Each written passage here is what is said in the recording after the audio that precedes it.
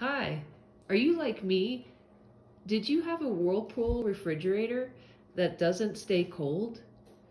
Maybe your freezer is working fine, but your fridge is too warm. So I had this problem.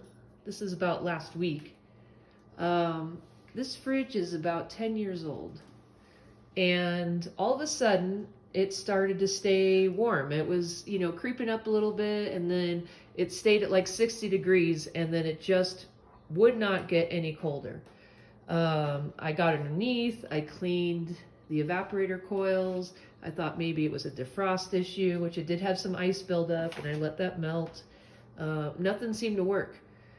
And so a buddy of mine who used to repair refrigerators told me there's a damper, like a flap that's in your fridge that regulates how much cold air comes from the freezer into your fridge.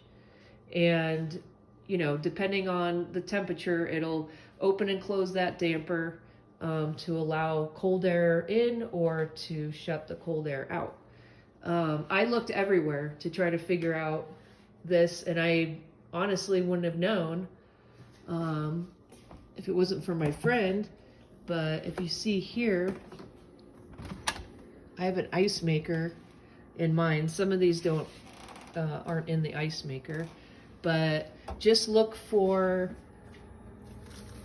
just sort of a vent in your fridge, and if you pop that off, this was up here. It's kind of hard to take off, but just get a screwdriver and kind of pop it. If you look in here, there's kind of like a door. I pushed it open.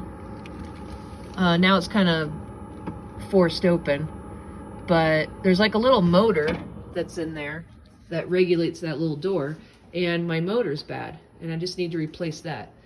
So I'll have a video coming up when I repair that and replace. So in the meantime, you can just shove something in there to open that damper to allow cold air into your fridge again, just in the meantime, while you're waiting for your part. And that's it. And I hope this helps you out.